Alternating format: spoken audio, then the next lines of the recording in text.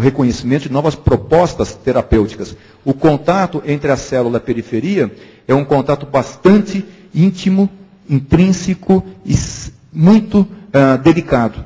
Imagine a Avenida 23 de Maio com um motoqueiro caído, às 7h30 da manhã, para todo o trânsito. Essa proteína alterada. Um pequeno motoqueiro altera toda a via que está presente lá. É mais ou menos isso que acontece. E uma alteração, portanto, nessa via, faz o acúmulo de substâncias que naquela necrópsia mostrava a presença daquelas inclusões, como eu coloquei aqui, como que está presente dessa outra forma.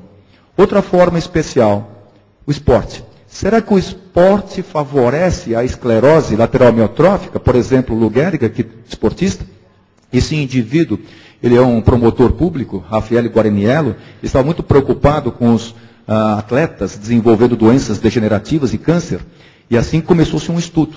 E nesse estudo verificou-se que jogadores de futebol na Itália, eles têm um risco de 6 vezes mais de desenvolverem a doença chamada esclerose lateral amiotrófica. E aqui no Brasil, nós temos alguns atletas futebolistas que desenvolveram a doença. Exemplo, o Washington, que está presente, foi feito um jogo em homenagem ao Washington no ano passado, no dia 18 de junho, lá no Rio de Janeiro, uma atividade patrocinada por um deputado, o Romário, jogador de futebol também, chamando a atenção que a atividade física, ela pode ajudar, predispor o aparecimento de doenças degenerativas, dentre elas a própria esclerose lateral amiotrófica. O esporte de alto nível não é saudável. O esporte de alto nível favorece doenças. É raro encontrarmos um indivíduo de alto nível com longevidade e qualidade de vida intensa. Ou seja, o esporte ele cobra. E essa cobrança talvez seja pela hiperatividade motora dele, levando a um estresse muscular tão acentuado, e esse estresse muscular por tanto tempo faz com que um indivíduo ele perca o seu brotamento neuronal ou a morte do próprio neurônio também, e assim o desenvolvimento da esclerose lateral amiotrófica. Há uma dúvida. Por onde começa a doença? Se ela começa lá no encéfalo, se ela começa na medula, ou se ela começa no nervo ou no músculo. Há uns indivíduos que falam que o gatilho para a doença pode ser ter a própria parte muscular, ou seja, a atividade muscular. Tanto que ela é mais frequente em trabalhadores braçais. Por isso que ela começa mais frequentemente nas mãos. Professor parece que não trabalha muito. Quantos anos no quadro negro? Que aparece. E talvez nossas crianças hoje, elas não trabalham muito, estão gordinhas, porque elas ficam com o seu celular. Será que ela não vai começar pelo dedão? Pelo celular? Tanta digitação que aparece, a repetição. É uma teoria que é colocada para isso também. Ou seja, a hiperatividade, pequenas lesões musculares, e essas pequenas lesões fazendo uma liberação de substâncias que, captadas pelo nervo, vão até o corno anterior na medula e vão fazer o processo tóxico também. Um outro tipo especial, complexo de Guam. Guam fica nas Ilhas Marianas, que são essas ilhas que estão presentes. Aqui nós temos Japão, Filipinas, as Ilhas Marianas, aqui está o Havaí, base americana da Segunda Guerra Mundial, e os médicos americanos chegando lá verificaram uma associação muito interessante. Pessoas com ela, Parkinson, Alzheimer, e a desgraça só não era completa porque os caras não eram corintianos. Não seria terrível demais. Então, único indivíduo com 3 doenças específicas. Alguma coisa diferente tinha lá. Então eles começaram a estudar. Só que eles não conseguiram identificar, naquele período, o fator causal. E uma das ilhas, a mais ao sul, chamada Guam, nessa ilha, nós temos uma outra região chamada Umatac, a prevalência dessa doença era cerca de 100 vezes maior do que no resto do mundo. Ou seja, lá a doença era muito prevalente. Quem não tinha era anormal. Era diferente, praticamente. Depois de bastante tempo, verificou-se que ela tinha uma relação com essa palmeira, com esse frutinho, ela tinha uma relação com essa substância presente lá, com essa substância presente, e essa substância, veja essa moedinha de 1 centavo, que está presente aqui, e que está... E essa substância, ela tem um aminoácido. Aminoácido. E o aminoácido chamado a sigla BMAA. Esse aminoácido está presente, e presente também na farinha, presente no coquinho, presente na alimentação desse bichinho, e esse bichinho é um morcego. Esse morcego chama Flying Fox, parece uma raposinha, parece uma raposa, e o indivíduo que mora lá adora comer morcego. É uma iguaria. Não falem nada, porque nós comemos carne de vaca, carne de porco e outras coisas também. Ou seja, cada um com a sua cultura. Faz parte da iguaria. E o que chamou muito a atenção é que o BMAA estava muito concentrado na carne desses morcegos. E os indivíduos comendo esse morceguinho por anos, ou outros animais também, que também têm o BMAA na carne, por passar do tempo, esse indivíduo assumia um risco de desenvolver esse complexo de doença. E esse complexo estava relacionado, isso aqui é uma fotografia eletrônica, a essa substância chamada BMAA, que está presente numa bactéria, chamada cianobactéria. Essa bactéria está relacionada com o início da vida na Terra. Então, quase todos nós viemos dessa bactéria que estava lá no fundo do oceano, que não tinha o mínimo contato anterior com o oxigênio. E essa cianobactéria é uma das mais primordiais que tem, e ela tem uma concentração aumentada de BMAA, passada pelas raízes da planta, pelo caule, para o fruto, do fruto para o morcego, do morcego para o indivíduo. E essas pessoas desenvolviam essa doença. Então, provavelmente, eles acreditavam que o BMAA favorecia a presença dessa doença. E realmente, os indivíduos que tinham esclerose lateral amiotrófica tinham uma concentração de BMAA muito maior do que o controle. Então, parece que ela está relacionada com a doença. E foram feitos trabalhos muito interessantes que, quando o BMAA se incorpora no RNA dos indivíduos, há uma alteração do RNA que vai fazer uma alteração na síntese de outras proteínas. E quando ocorre uma interação dela e ocorre uma alteração na síntese de outras proteínas, nós podemos fazer com que ocorra aquele início do processo de agregação das células, ou seja, aquelas inclusões presentes na célula, e no final, a cascata para a morte do neurônio motor e no final, portanto, a doença. Entretanto, não são os indivíduos que têm essa ingesta que vão desenvolver a doença. Há pessoas que comem e que não têm a doença. Então tem um outro fator que não explicaria. E dessa forma os indivíduos procuram outras explicações também. Será que isso acontece no mundo? No restante do mundo? Agora, lá na Austrália, interessantemente, eles mostraram que no sul da França, a prevalência da doença, praia, linda praia, maravilhosa praia, pertinho de Marseille, a prevalência também é alta da doença. E essa prevalência alta é numa certa região costeira, muito interessante, e eles foram estudar o que acontece nessa região costeira, na lagoa de tal, e quando eles foram estudar a flora, então os vários fitoplânctons presentes, dentre eles verificou-se uma certa concentração de um certo tipo de fitoplâncton que está presente na alimentação de certos tipos de moluscos. E os indivíduos comem lá o quê? Ostras e outros moluscos. E esses moluscos, com a quantidade dessa substância que é o BMAA, tinha-se o risco de desenvolver, portanto, a doença. E o interessante, na época de julho, agosto, setembro, que é o verão, ocorre uma proliferação aumentada desses moluscos e mais gente para a região, e veja que a concentração de BMAA aumenta. Ou seja, parece que tem uma relação também dessa substância em relação à doença em outras partes do mundo. E nós temos certas regiões no Brasil. Tupã, Assis, região rural, mais esclerose lateral amiotrófica. Será que tem relação com essa substância? Possível. Nós temos no Espírito Santo, uma região dos lagos. Será que tem também cianobactéria, BMAA, que entraria dentro desta cadeia? Talvez, é possível. Mas o engraçado, não são todos os indivíduos que desenvolvem a doença.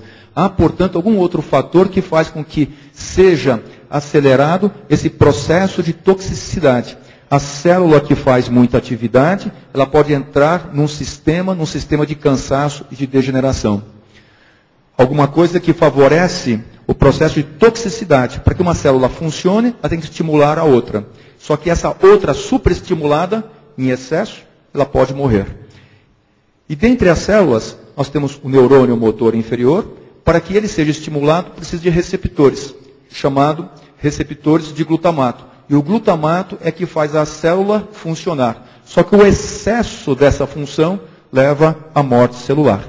Tanto que uma das medicações utilizadas para a esclerose lateral amiotrófica é o inibidor da atuação do glutamato no neurônio, que é o Riluzol. E mostrou-se que aumenta a sobrevida dos indivíduos dessa forma. Então, ou seja, a atuação em cima do glutamato parece que desenvolve a doença. E o glutamato, quando ele é liberado, em excesso, ele tem que ser tamponado pela célula ao lado, a célula da glia. E se essa célula da glia estiver não funcionante em sua carga máxima, faz com que o glutamato fique em uma quantidade maior entre um neurônio e o outro, e assim levando a um processo de toxicidade também. E o neurônio, ele é gastão. Ele tem um corpo celular grande, um prolongamento muito grande para chegar até o músculo. Ele precisa de muita energia. Talvez isso justifique por que tem essa doença em certos indivíduos. E esse gasto exagerado é que possibilitaria a instalação dessa doença. E as células, elas se comunicam, elas têm informações. E a informação de comunicação entre as células comprometida poderia também favorecer essa doença. Quando se fala em esclerose lateral amiotrófica, nós falamos a doença é do neurônio motor. Entretanto, no congresso, tanto da Austrália como do Havaí, certos indivíduos mostraram que a doença ela não se inicia no neurônio, e sim ela se inicia-se na célula da glia. E outros no astrócito, uma célula ao lado do neurônio, por exemplo, o trabalho de Perboski, colocado. E outras pessoas falam que o problema, estando na glia ou no astrócito, poderia ser inflamatório o problema. Em biópsias de nervo, nós verificamos acúmulo de substâncias inflamatórias no nervo, que é um projeto de investigação desse indivíduo, com toda a sua equipe, que é o processo inflamatório. Tanto quando vocês forem ver propostas terapêuticas de esclerose lateral amiotrófica, está lá, anti-inflamatório, imunoglobulina. Então vem muita informação para nós, por internet, se vale a pena fazer uso de anti-inflamatório ou de imunoglobulina, por causa do trabalho desse indivíduo. Ou seja, o processo inflamatório podendo levar à doença. E esses indivíduos, eles contam que a doença ela está relacionada com a célula da glia, e não com o neurônio, e não com o axônio, nem com o músculo. Seria um processo inflamatório envolvido com a célula da glia. E o interessante é que substâncias anti-inflamatórias que poderiam ser protetoras para o indivíduo, eventualmente elas aceleram a doença. Verificou-se isso. Então aquela história, eu quero ser cobaia para fazer pesquisa em relação ao tratamento. Pode ser que aquela proposta terapêutica, em vez de auxiliar os indivíduos, acelera essa proposta a um processo de degeneração. Em relação ao processo inflamatório, nós temos um chamado M2, nós temos um chamado M1. Um é tóxico e o outro é protetor. E a balança entre eles tem que ser muito bem feita. Certas substâncias liberadas, elas são tóxicas, certas substâncias liberadas, elas são protetoras. Portanto, bastante cuidado naquelas propostas terapêuticas que as pessoas colocam, porque eventualmente uma aceleração de certas substâncias favorece uma evolução mais rápida da doença. E talvez esse processo inflamatório justifique, porque certas pessoas que de repente elas estabilizam a sua doença, ela não evolui mais, ela para de evoluir também. Então nós estamos atrás exatamente dessas substâncias que são as protetoras, como essas que estão colocadas aqui à direita, e são propostas criações de drogas, medicamentos, que favorecem o aparecimento dessas substâncias em quantidade maior, que seriam as protetoras, e evitando-se aquelas que seriam tóxicas para a célula também. E existem certas medicações que atuam evitando o aparecimento destas e acelerando a presença dessas que seriam as protetoras, criando-se possibilidades terapêuticas bastante interessantes do processo inflamatório. Quando se fala em esclerose lateral amiotrófica, nós estamos falando de uma doença do neurônio motor. Algumas pessoas têm processo demencial associado e que assemelham-se muito à demência frontotemporal. Então, os cientistas foram estudar a demência frontotemporal, que são pessoas que apresentam um comprometimento demencial, especialmente por alteração de linguagem, uma demência semântica, e que essas pessoas têm uma alteração de uma proteína chamada TDP-43. E essa proteína TDP-43, será que ela está relacionada com a esclerose lateral amiotrófica também? E assim foram feitos vários trabalhos nesses anos, são inúmeros trabalhos em relação a TDP-43, e uma demonstração atrás de outra, mostra-se que ela está intimamente relacionada com a esclerose lateral amiotrófica, está intimamente relacionada com essa demência frontotemporal. Essa proteína, quando alterada, ela faz com que a informação entre o núcleo da célula e sua periferia fique comprometida, essa informação, e assim o neurônio entra em um processo de estresse e processo de morte. Nós temos um degradê. Pessoas com esclerose lateral amiotrófica, pessoas com demência frontotemporal e pessoas com esclerose lateral amiotrófica e demência frontotemporal. O interessante, por que umas ficam só aqui, outras ficam só aqui, outras elas ficam aqui? E será que essa mesma proteína ela está relacionada com a esclerose lateral amiotrófica? Esse trabalho muito bem feito por esse grupo de Tóquio mostrou-se que realmente nos indivíduos com esclerose lateral amiotrófica há um processo de citotoxicidade. Desse processo de citotoxicidade tem essa proteína alterada, mas não é só o indivíduo que tem a proteína alterada que vai desenvolver a doença, mas sim a inter-relação entre essa proteína e outras proteínas também. O interessante é que uma pequena alteração em um único aminoácido faz com que as pessoas desenvolvam a doença mais rapidamente ou mais tardiamente. Vejam só, pessoas normais, elas podem ter a TDP-43 e não terem a doença. E pessoas com esclerose lateral amiotrófica sintomática, elas têm a TDP-43 e desenvolvem a doença. E qual que foi a diferença entre esse grupo e esse grupo? A alteração daquela proteína protetora por uma pequena alteração de um único aminoácido. E para esse indivíduo ocorria uma predisposição para o desenvolvimento da doença. Então não basta ter só um defeito, tem que ter outros defeitos também. E eles mostraram de uma forma bastante intensa essa condição. Uma outra pergunta, será que aquele indivíduo que desenvolve a doença, ele não está exposto a um fator tóxico externo? E esse fator tóxico externo é que desenvolveria a doença? Nós fazemos estudos de base populacional. Por isso que o trabalho da Abrela ele é necessário, para tentar mapear a doença no Brasil e quem tem a doença também. E sabemos que aquele indivíduo que tem uma base genética definida, específica, que predispõe à doença, se exposto a certas condições específicas, dentre elas poluentes, micro-organismos, trauma, esporte e alimentos, podem ter a doença. Como é que nós vamos tentar responder isto? Através de estudos caso-controle, através de estudos populacionais, e esses estudos, num pedacinho da população representando o resto da população, tentar definir o que pode ser tóxico e o que pode ser protetor para os indivíduos. São vários trabalhos. Dentre eles, a atividade física intensa. Existe uma certa relação entre a atividade física intensa e a esclerose lateral amiotrófica. Dentre eles, o estresse oxidativo. Será que ele, inibido, facilitaria uma evolução melhor para os indivíduos? Exemplo, utilizando-se os antioxidantes, como ômega 3, flavonoides, licopeno, vitamina C. São vários trabalhos apresentados. Nesses trabalhos, verifica-se que algumas substâncias podem favorecer uma proteção maior, como o ômega 3, flavonoides. E umas são tóxicas.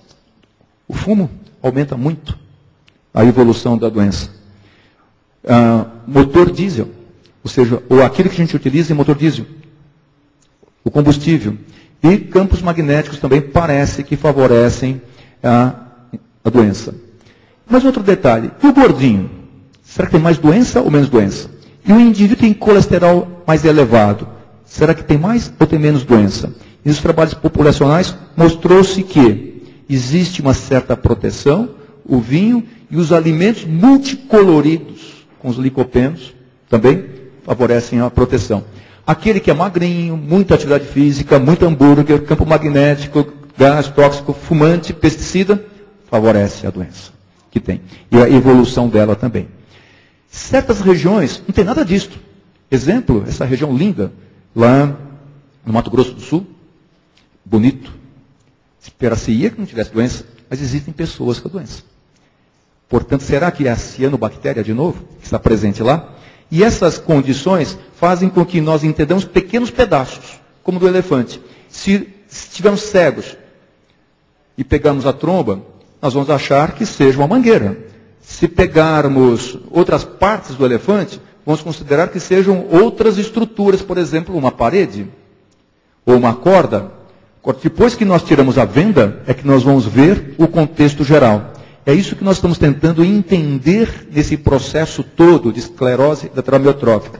O que acontece? Eu entendo só ainda pequenos pedaços, mas eu não cheguei no contexto geral para entender a figura de uma forma completa. Se nós não conseguimos entender a figura de uma forma completa, desculpe-me, nós não conseguimos, portanto, fazer uma interrupção desta instalação, desta enfermidade. Mas os cientistas estão procurando várias medicações, cada medicamento para tentar interromper cada uma daquelas etapas, para ver se consegue dar maior longevidade para os indivíduos. Ou seja, múltiplas causas, cada medicação para uma dessas possíveis causas apresentadas. O que nós procuramos? Longevidade, qualidade de vida. E há certas regiões do mundo onde que a longevidade chega próxima a 100 anos, média. Exemplo aqui, Vilcabamba, Vale Sagrado, Parque Nacional. Esse moço tem 108 anos de idade. Aqui as pessoas chegam a viver até próximo de 120 anos. Para eles e para os Vedas, as doenças não têm múltiplas causas. Tem uma causa única só. Essa é a verdade deles. E para eles, a vida ela é definida não pelo número de anos que uma pessoa vive nessa terra, mas pelo número de respirações que cada alma recebe em sua jornada. Para eles, a respiração é o aspecto intrínseco do prana. A força primordial da vida, a respiração da alma, uma ponte entre o corpo e a mente, a energia que permeia o universo. A troca de energia entre as células, a troca de energia entre os indivíduos e os indivíduos, aquilo que os cerca. E essa relação, sob uma forma equilibrada, plena e emocionante, é que faz que nós entendamos certas particularidades que são os milagres. Aqui no Havaí, o Kilauea, que é um vulcão que está ativo, então vejam só, uma lava vulcânica, é ao lado dela uma samambaia completamente viva, num ambiente completamente inóspito. Totalmente inóspito. Assim como o Noni, com seus frutos. No meio de lava vulcânica, nós estamos com a presença dele. O interessante é que há pessoas com várias causas da doença, que levariam à doença, que não desenvolvem. E muitas vezes com várias causas que desenvolvem a doença, cuja evolução ela é mais lenta. O que diferencia um do outro? Sem dúvida nenhuma, o que diferencia é a energia da vida. Obrigado por vocês. De novo, um bom dia.